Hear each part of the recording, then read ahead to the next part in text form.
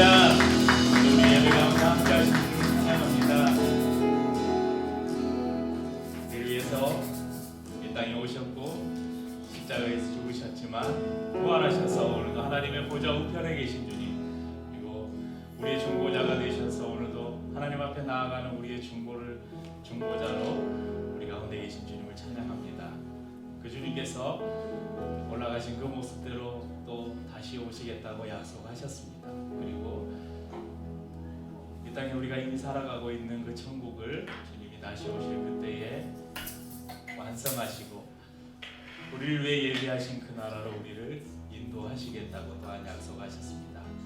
그 주님을 기다리며 함께 찬양하십시오. 두 손 들고 찬양합니다.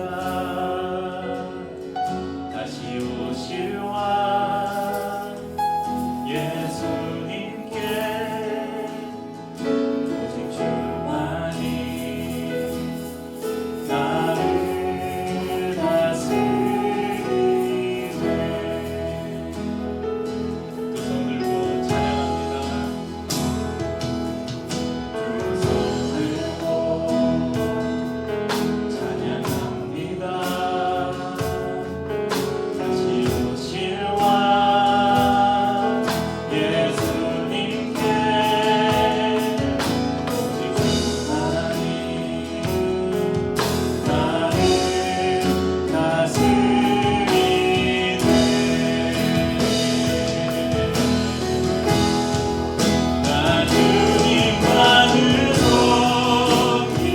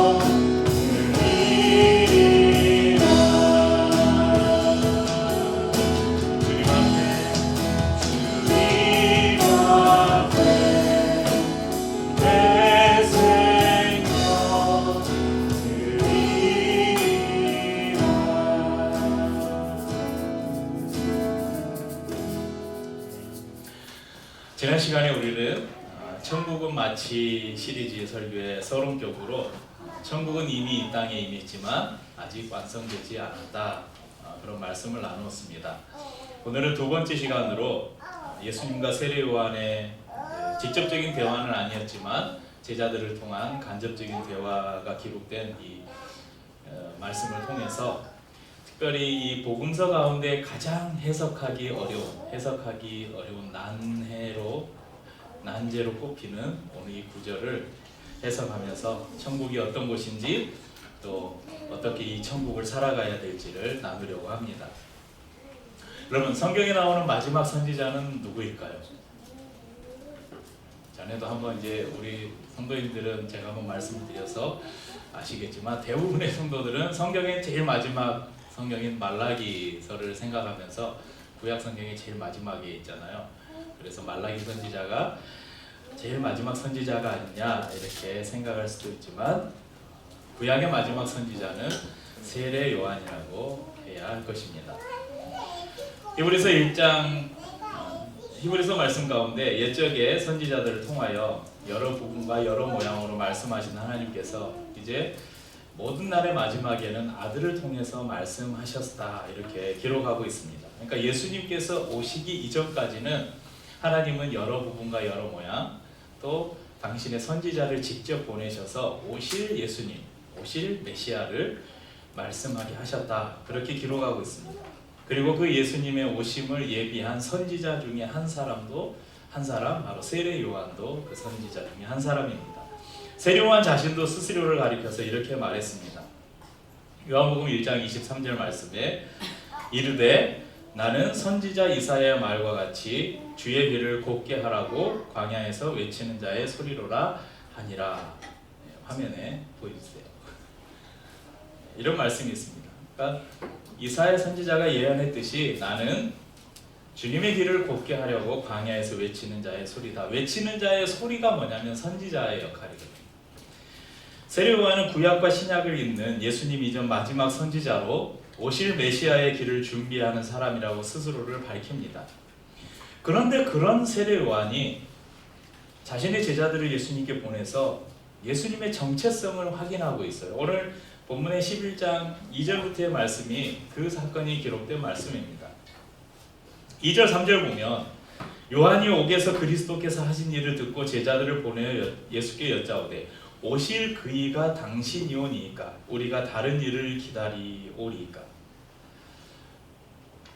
세례 요한이 예수님께 세례를 베풀었잖아요. 그래서 그가 하나님이 보내신 하나님의 어린 양 메시아라는 것을 그 요단강에서 목격을 했는데 그 일간의 예수님의 행적들을 볼 때 진짜 그분이 메시아가 맞을까? 그런 의심이 든 거예요. 지금 세례 요한은 2절에 보면 옥에 갇혀 있다고 기록되어 있습니다. 이 갈릴리 지방을 통치하던 헤롯 안티파스라는 이 헤롯 왕이 로마로 갔다가 자신의 동생의 아내를 보고 반해서 이혼을 하고 본처를 버리고 동생의 아내를 취해서 자기의 아내로 삼습니다. 이때 세례 요한이 그런 헤롯 안티파를 향해서 그것은 잘못된 일이다. 동생의 아내를 취하는 것은 잘못된 일이다. 죄다. 이렇게 지적을 했습니다. 그러니까 이 헤롯에게 요한이 어떻게 했어요? 눈에 가시 갖다 꽂겠잖아요. 당시에 많은 사람들이 존경하고 따르던 선지자가 자신을 향해서 당신은 잘못했다. 당신의 동생의 아내를 빼앗은 것은 죄다. 이렇게 하니까 불편했겠죠. 그래서 세례 요한을 감옥에 가두게 됩니다. 이 감옥 안에서 세례 요한에게 들려오던 소식들, 이제 아마 이제 면회는 허용될 것 같아요. 제자들이 이렇게 만나서 이야기를 나누는 장면을 보니까 제자들을 통해서 들리는 예수님에 대한 소식은 그가 기대했던 하나님의 권능을 가지고 로마뿐만 아니라 이 악한 세상을 심판하고 혁명적인 하나님의 나라를 세우는 그분을 기대했는데 그의 귀에 들려오는 예수님의 모습은 전혀 달랐습니다. 마태복음 3장 7절에 보면 이런 말씀이 있습니다. 요한이 세례 요한입니다. 많은 바리새인들과 사두개인들이 세례 베푸는 대로 오는 것을 보고 이르되 독사의 자식들아 누가 너희를 가르쳐 임박한 진노를 피하라 하더냐. 그리고 10절에 보면 이미 도끼가 나무 뿌리에 놓였으니 좋은 열매를 맺지 아니하는 나무마다 찍혀 불에 던져지리라. 이렇게 외쳤습니다. 그러니까 당시에 사두개인 바리새인들 이 하나님의 나라와 전혀 맞지 않는 사람들이 권력을 잡고 있던 이 시대를 예수님께서 오셔서 마치 도끼가 나무 뿌리에 놓여 있다. 이제 곧 딱 치면 이 나무가 이제 쓰러지는 거죠. 그렇게 이들을 다 쓸어버릴 줄 알았어요. 그런데 전혀 그런 일이 일어나지 않는 거예요. 예수님께서는 돕기는커녕 막대기도 들지 않으셨을 뿐만 아니라 늘 자비로운 기적을 베푸셨고 항상 따뜻하고 은혜로운 말씀으로 사람들에게 하나님의 나라를 전했습니다. 오랜 시간 옥에 갇혀 있으면서 예수님을 통해서 그가 기대했던 하나님의 나라는 나타날 기미가 보이지 않았고 수많은 사람들의 추앙받던 선지자로서의 자신의 모습이 지금 옥에 갇혀있는 신세가 되었잖아요. 그런 처량한 신세를 돌아보면서 어쩌면 세례 요한의 믿음과 판단력 또한 흐려졌을지도 모르겠습니다. 그래서 요한은 직접 확인하고 싶었어요. 제자들을 보내서 예수님께 직접 묻습니다. 이때 예수님은 요한의 제자들에게 이렇게 말씀해 주십니다. 5절 말씀 보면요, 마태복음 11장 5절입니다. 맹인이 보며 못 걷는 사람이 걸으며 나병 환자가 깨끗함을 받으며 못 듣는 자가 들으며 죽은 자가 살아나며 가난한 자에게 복음이 전파된다 하라. 요한의 질문에 예수님께서는 그래, 내가 너가 선포했던 그 메시아가 맞아. 나는 하나님의 아들, 나는 메시아야. 이렇게 대답하지 않으시고 오늘 이렇게 말씀하신 이유가 무엇인가? 왜냐하면 요한은 구약의 선지자들의 예언에 대해서 빠삭한 사람이었죠. 이사야서 35장 5절 6절 말씀을 보겠습니다. 그때에 맹인의 눈이 밝을 것이며 못 듣는 사람이 귀가 열릴 것이며 그때에 저는 자는 사슴같이 뛸 것이며 말 못하는 자의 혀는 노래하니 이른 광야에서 물이 솟겠고 사막에서 시내가 흐를 것임이라. 또 이사야 61장 1절에 보면 주 여호와의 영이 내게 내리셨으니 이는 여호와께서 내게 기름을 부으사 가난한 자에게 아름다운 소식을 전하게 하려 하심이라. 나를 보내사 마음이 상한 자를 고치며 포로된 자에게 자유를, 갇힌 자에게 노임을 선포하며. 그러니까 이사야 선지자를 통해서 예언된 메시아의 모습, 예수님의 모습이 지금 이 땅에 그대로 나타나고 있다. 그걸 가서 요한에게 이야기해 줘라. 요한은 그 이야기를 딱 들었을 때 뭐라고 생각했겠어요? 맹인이 보며 못 걷는 사람이 걸으며 나병 환자가 깨끗함을 받으며 못 듣는 자가 들으며 죽은 자가 살아나며 가난한 자에게 복음이 전파되고 있습니다. 이 소식을 들은 세례 요한은 바로 이 이사야 선지자의 예언이 딱 연결이 됐을 거예요. 아, 이분은 바로 하나님이 예언하신 메시아가 맞구나. 이 답을 통해서 예수님은 분명하게 자신이 메시아가 맞다는, 그러니까 스스로의 자신의 말로 자신을 입증한 것이 아니라 요한이 확실하게 믿고 있던 오래전부터 예언되어 왔던 메시아에 대한 예언이 지금 예수님을 통해서 이 땅 가운데 실현되고 있다는 것을 통해서 그는 사건을 통해서 확실하게 스스로를 증명해 보이고 계십니다. 그리고 의심 가운데 예수님의 정체를 확인하려 했던 이 요한을 책망하기보다 오히려 칭찬하는 말씀이 이어집니다. 7절 이후에 보면 세례 요한의 제자들이 떠난 이후에 예수님께서 무리에게 이렇게 말씀합니다. 사람들이 광야로 나간 이유가 무엇이냐? 사람들이 광야에서 흔들흔들거리는 갈대보려 광야에 나가겠느냐? 아니면 부드러운 옷 입은 사람들을 보러 광야에 가겠느냐? 그런 사람들을 보려면 왕궁으로 가야지. 그런 사람들은 왜 수많은 이스라엘 사람들이, 유대인들이 광야로 나갔느냐? 그곳에는 선지자가 있기 때문에 광야로 나간다. 선지자의 음성을 듣기 위해서, 선지자를 통해서 주시는 하나님의 말씀을 듣기 위해서 광야로 나갔다. 그런데 그 광야에 있는 사람이 누구였냐? 바로 이 세례 요한이다. 그런데 이 세례 요한은 오히려 선지자들보다, 그 광야에서 외쳤던 선지자들보다 더 나은 사람이다. 그러면서 이 세례 요한을 지켜 세우고 계십니다. 그리고 난 이후에 복음서의 가장 난해한 구절로 여겨지는 11절, 12절 말씀을 하셨습니다. 마태복음 11장 11절에 내가 진실로 너희에게 말하노니 여자가 낳은 자 중에 세례 요한보다 큰 이가 일어남이 없도다. 그러나 천국에서는 극히 작은 자라도 그보다 크니라. 세례 요한을 칭찬했잖아요. 야, 세례 요한이 선지자가 맞아. 그런데 어떤 선지자보다 그는 큰 선지자야. 그런데 여자가 낳은 사람, 여자가 낳은 자라는 것은 모든 인간들이잖아요. 예수님 외에 여자가 안 낳은 인간이 없잖아요. 그러니까 여자가 낳은 자 중에 가장 큰 자가 세례 요한이다. 그런데 천국에서는 극히 작은 자라도 세례 요한보다 크다. 이렇게 말씀을 하십니다. 이게 무슨 뜻인가? 의아하잖아요. 그러니까 이 말씀은 소위 천국을 다녀왔다는 사람들 있잖아요. 내가 환상 중에 천국을 보고 왔습니다. 내가 기도하는 중에 내 몸이 들려서 입신이라고 하는데 입신에서 내가 천국에서 누구를 만나고 왔습니다.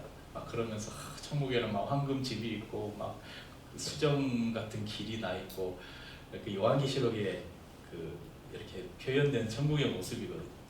그런데 그건 성경에 기록된 천국의 모습은 실제 그런 모습이 아니라 우리 인간의 판단할 수 있는, 인간이 이해할 수 있는 언어 안에서 가장 아름다운 것을 표현하기 위해서 그런 표현을 차용했을 뿐이에요. 그런데 여러분, 인간의 세계와 전혀 다른 차원의 하나님의 나라를 인간이 이해할 수 없는 언어로 기록한다고 우리가 알 수 있겠습니까? 그런데 이제 천국을 다녀왔다는 소위 신비주의자들이 그런 이야기를 많이 하잖아요. 천국에는 이런 일이 있고, 어떤 사람은 정말 저기 청담동이나 이런 데 있는 초호화 빌라 같은 데서 살고, 어떤 사람은 초가집에 살고 그런 뭐 간증을 하는 사람들을 뭐 어렵지 않게 들을 수 있습니다.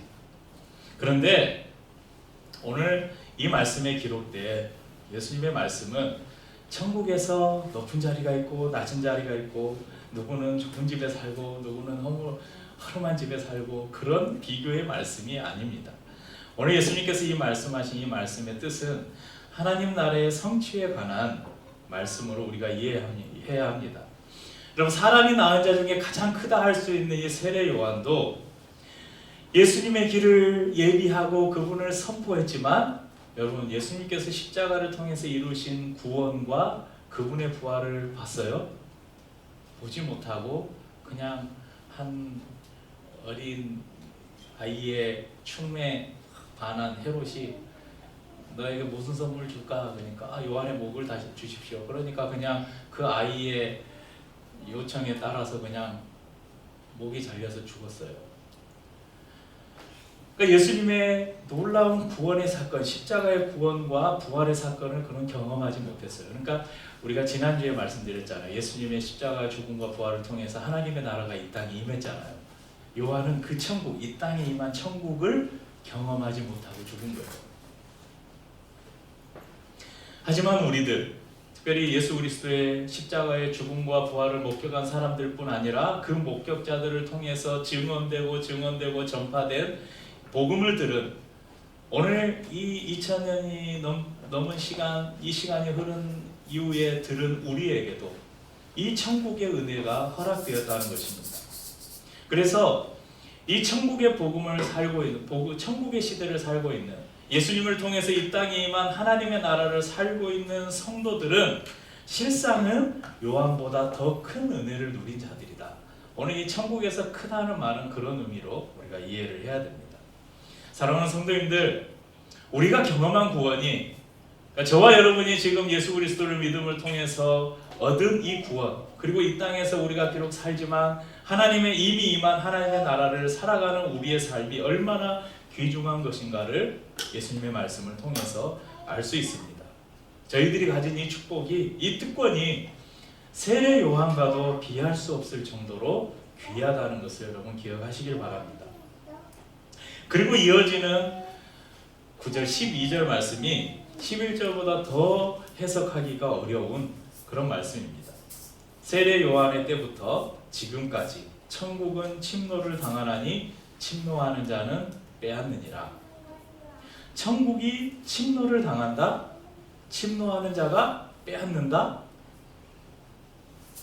쉽게 이해하기 어려운 문장입니다. 근데 본문에 사용된 단어, 두 가지 단어가 있는데 이 단어를 어떻게 해석하느냐에 따라서 전혀 다른 해석이 될 수가 있습니다. 이 침노를 당하다는 헬라어 비아제타이와 침노하는 자라는 비아스타이, 제가 뭐 헬라어를 예전에 공부를 하긴 했지만 그렇게 뭐 헬라어 전공자는 아니지만 주석을 빌리자면, 이 침노를 당하다 앞에 천국은 침노를 당하나니 여기에 사용된 비아제타이 그리고 침노하는 자 비아스타이를 어떻게 해석하느냐에 따라서 의미가 달라지는데 이 두 단어가 모두 수동태로 쓰이거나 중간태로 쓰일 때 긍정의 의미와 부정의 의미를 다 가지고 있다는 거예요. 그럼 이 두 단어를 해석하면 경우의 수가 몇 가지가 생기냐면 네 가지가 생기는 거예요. 두 개를 긍정, 긍정으로 해석할 수도 있고 긍정, 부정, 부정, 긍정, 부정, 부정 이렇게 해석할 수도 있다는 것입니다. 그러니까 이걸 부정, 부정으로 해석하면 천국이 침노를 당한다. 그러니까 악한 사람들이 천국을 침노해 온다는 것. 그리고 그 사람들이 천국을 빼앗아 간다. 이렇게 해석을 할 수가 있고요. 부정적인 것은 부정은 천국이 침노를 당하는데 그 침노당한 천국을 그러니까 이렇게 생각하시면 돼요. 자, 긍정으로 앞에 단어를 긍정으로 해석하면 침노당하는 천국은 하나님이 우리에게 주시는 천국으로 생각하면 돼요. 부정적으로 해석하면 천국을 악한 자들이 빼앗는 천국으로 생각하시면 돼요. 뒤에는 침노하는 자는 부정으로 해석하면 누구예요? 악한 사람들이에요. 긍정으로 해석하면 누구예요? 예수를 믿는 사람들이에요.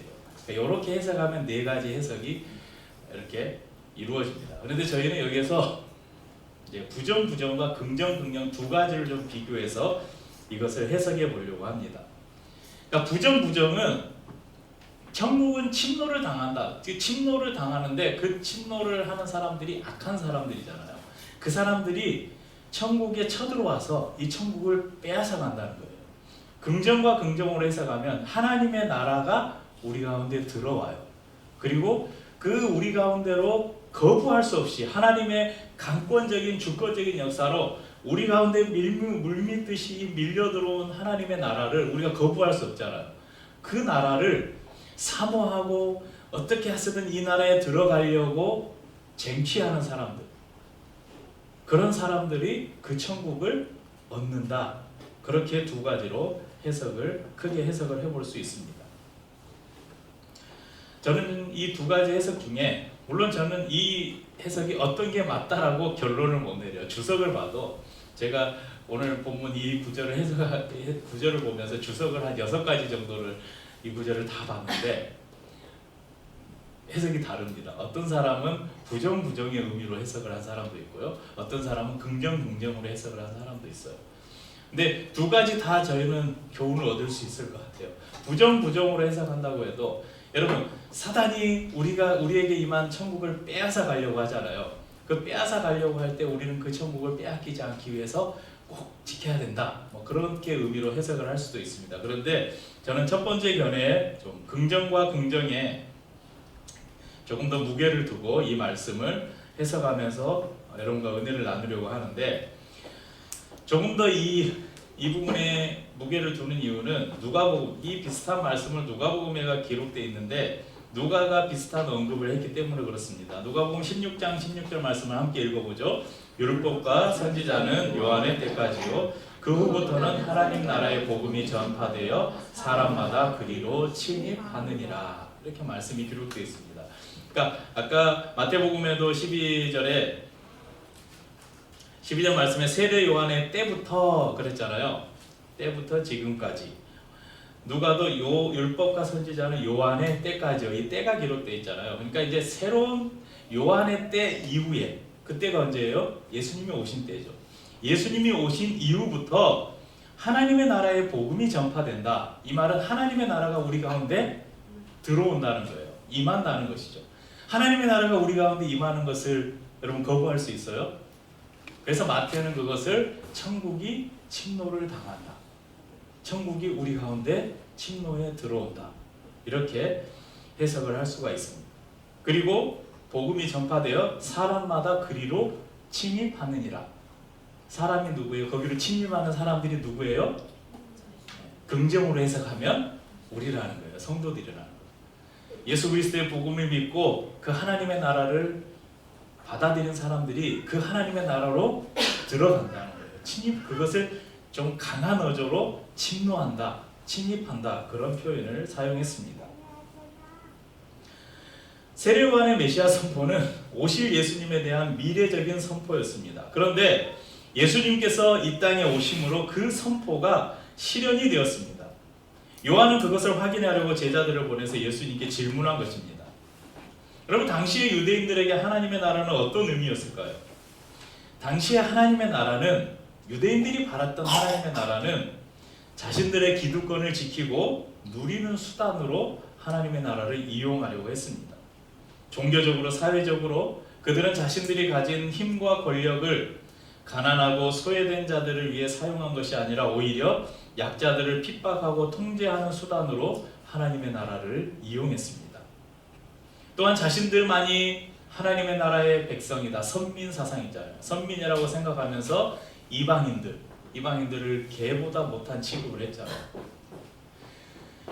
그러면 이 시대와 이 예수님 당시의 시대가 결코 다르지 않아요. 이 시대에 하나님의 나라를 정말 소망하는 사람들, 이 땅에 이미 임한 천국을 살기를 원하고 그 천국을 살아가는 사람들은 이미 이 땅에 임한 하나님의 나라를 통해서 무엇을 하려고 해요? 어떻게 하면 가난하고 소외되고 아파하는 이웃들을 위해서 나의 것을 나누고 그들을 섬기고 사랑할까? 이것을 고민하죠. 그런데 수많은 이 땅의 기득권층, 대형 교회를 비롯한 이 종교라는 이름으로, 교회라는 이름으로, 신앙이라는 이름으로 이 지상 권력과 결탁한 수많은 타락한 교회들, 목회자들은 어떻게 해요? 이것을 빼앗기지 않으려고 어떻게 하면 더 많은 것을 가지고, 어떻게 하면 더 많은 사람들을 불러 모으고, 어떻게 하면 더 크고 화려한 건물을 지어서 자기의 세를 과시할까? 하나님의 영광으로 일하는 이름으로 포장해서 그런 시대로 우리가 동일하게 살고 있습니다. 그런데 그 가운데서 예수님 우리에게 말씀하시는 거예요. 하나님의 나라를 살아가는, 하나님의 나라의 사람들이 어떻게 살아가야 될지를 우리에게 말씀해 주십니다. 하나님의 나라를 새로운 복음으로 선포하셨습니다. 간절한 마음으로 그 나라를 사모해서 침노하듯 찾아 들어간 사람들이 그 나라를 차지하게 되는 것입니다. 유대인들의 관점에서는 하나님의 나라는 자연스럽게 얻어지는 것이었어요. 태어나면, 유대인으로 태어나면 자신은 그냥 하나님의 나라의 백성이잖아요. 하지만 예수님을 통해서 선포된 하나님의 나라는 유대인이나 이방인이나 종이나 자유자나 남자나 여자나 어른이나 아이나 누구나 공평하게 열린 나라였습니다. 하지만 당연하게 주어지는, 태어나면서 당연하게 얻어지는 나라는 결코 아니었습니다. 누구나 가질 수 있지만 아무나는 가질 수 없는 그런 나라였습니다. 예수님을 나의 구주로 고백하고 자신을 부인하고 날마다 자기 십자가를 지고 주님을 따르겠다는 순교적인 결단으로 얻을 수 있는, 살아갈 수 있는 나라가 바로 하나님의 나라입니다. 하나님의 나라, 이 천국은 사단에게 쉽게 넘어가는 악한 사람들, 흔들리는 사람들, 타협하는 사람들을 위해 있는 것이 아니라 피 흘리기까지 싸워 이기는 사람들에게 주어지는 것입니다. 그래서 이 침노라는 단어가, 침입이라는 단어가 천국과는 어울리지 않는, 천국의 이미지와는 맞지 않는 단어이지만 어떻게 보면 천국을 소유한다, 하나님의 나라를 소유한다, 하나님의 나라를 우리가 살아간다는 것이 얼마나 그냥 이게 화려한 단어, 예쁜 단어로 포장할 수 없는, 어쩌면 성도의 삶을 이렇게 대변해주는 단어가 아닌가 생각해 봅니다. 여러분, 우리가 살아가는 이 세상은 아직 완성되지 않은 하나님의 나라이기 때문에 여전히 하나님이 이 땅에서 악한 세력들, 사단이 활동할 것을 허용해 두셨어요. 그래서 사단들은 끊임없이 성도를 공격하고 교회를 공격해요. 거기에서 우리가 이 하나님의 나라를 빼앗기지 않기 위해서는 침노한다. 이게 뭐예요? 침노한다. 침략, 침노. 싸우는 거잖아요. 전쟁하는 거잖아요. 전쟁하듯이 이것을 빼앗기지 않기 위해서 붙잡아야 한다는 것입니다. 지난 시간에 말씀드렸듯이 천국은 Kingdom of God, 하나님의 나라, 이런 의미로 또 할 수 있고, 또 Heaven, 하늘나라라고도 표현할 수 있다고 말씀드렸습니다. 하지만 저희는 이 하나님의 나라를, 하늘나라를 이해할 때, 천국을 이해할 때 Heaven이라는 개념보다는 Kingdom of God이라는 개념으로 항상 이해를 했으면 좋겠습니다. 왜냐하면 이 heaven이라는 단어는 뭐 노래 가사에도 많이 쓰이고 예수를 믿지 않는 사람들도 흔히 천국 그러면 뭐라고 해요? heaven이라는 단어를 사용하잖아요. 천국을 이야기할 때 kingdom of God이라고 말하는 자연인들, 그러니까 예수를 알지 못하는 사람들은 없어요. 또 이 heaven이라는 단어는 현세, 이 세상과 대비되는 개념으로 죽어서 가는 내세의 개념으로 이해되는 것이 천국입니다. 하나님의 통치와 다스림, 보호가 있는 나라가 천국이라고 말씀드렸습니다. 예수님의 오심과 죽으심, 그분의 부활로 말미암아서 하나님의 나라는 이미 우리 가운데 임했습니다. 죽어서 가는 나라만이 아니라는 것입니다. 우리는 지금 하나님의 나라를 살고 있습니다. 야, 나는 이제 예수님 믿었으니까, 나는 예수님 믿으니까, 나는 구원받았으니까, 나는 천국 갈 수 있으니까, 그런 마음으로 안일하게 우리의 삶을 살아서는 안 되는 것을 오늘 말씀이 우리에게 가르쳐 줍니다. 그렇게 살면서 안일하게 나는 이제 천국은 내 거야 하면서 내가 살고 싶은 대로 내 마음대로 살아가는 그런 삶은 하나님의 은혜, 하나님 나라의 은혜를 누리며 살겠다는 성도의 삶과는 거리가 먼 어리석은 생각입니다. 천국은 우리 가운데로 강권적으로 침노에 들어오는 것이며 침노하는 사람이 차지하는 것입니다. 죽어서 가는 천국만이 아니라 이 땅에 살아가며 우리가 하나님의 나라를 누리며 살기 위해서는 날마다 치열한 싸움을 싸워야 합니다. 내 속에 있는 옛사람과 끊임없이 싸워야 하고 우리를 미혹하여 하나님의 나라를 누리며 살지 못하게 막는 사단과 치열하게 싸워야 합니다. 그렇게 싸워 이기는 자들이 죽어서 천국을 갈 뿐만 아니라 이 땅에 살면서 천국을 누리며 살 수 있다는 것입니다. 천국은 이미 임했지만 아직 완성되지 않은 나라입니다. 그리고 이 땅에서 천국을 미리 맛보는 곳이 바로 성도들의 모임 교회라고 지난주에 말씀을 드렸습니다.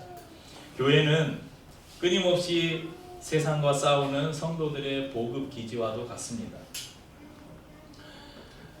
식량이 떨어지면, 전투를 하는데 먹을 것이 떨어지면 여러분 먹을 것을 채워야 되잖아요. 교회는 성도들에게 영적인 양식을 공급해 주는 곳입니다.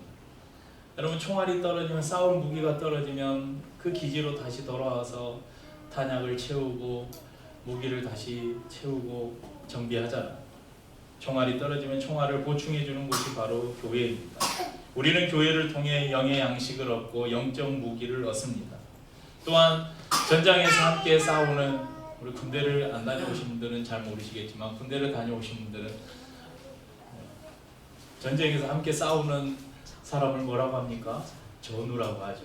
오늘 이제 성경의 구절이 마태복음 12장 12절이 막 침노를 당한다 이런 표현이 있으니까 침노하는 자, 좀 우리가 이런 좀 강한 어조를 써서 표현을 해보자면, 여러분 이 교회에 함께 모여서 하나님을 예배하고 이 천국을 함께 살아가는 이 성도들은 누구라고요? 이 영적 전쟁 가운데서 전우라는 것입니다. 우리가 싸우다 보면 어떤 사람은 넘어질 수도 있고 피를 흘릴 수도 있죠. 넘어진 옆에 있는 전우들, 우리 성도들을 우리가 잡아서 일으켜 세워주고, 뒤처진 사람들을 위해서 우리가 기다려주고, 혹시 그 사람이 너무 힘들어서, 우리 이런 전쟁 영화 같은 데 보면 알잖아요. 부상 당하면 어깨에 딱 걸치고 막 끌고 가고, 너 총 줘, 너 군장 줘, 그래서 대신 메고 너는 그냥 걸어와, 그렇게 데리고 가는 그런 모습들 많이 보잖아요. 그렇게 옆에 있는 성도들을 저희가 같이 보듬어주고, 또 옆에 있는 성도들이 지고 있는 짐이, 그 무기가 너무 무거워서 걸을 수 없다면 그것의 짐을 우리가 대신 좀 져주고, 그러면서 함께 싸워가는, 그래서 승리를 쟁취하는 곳이 바로 교회입니다. 그렇게 우리가 함께 이 세상을 살아갈 뿐만 아니라 마지막에 완성될 하나님의 나라에서 우리가 이 싸움을 다 마치고 기쁨으로 만날 수 있기를 바랍니다. 그런 소망으로 하루하루 우리 여러분이 살아가는 삶이 천국의 삶이 될 수 있기를 주님의 이름으로 축복합니다.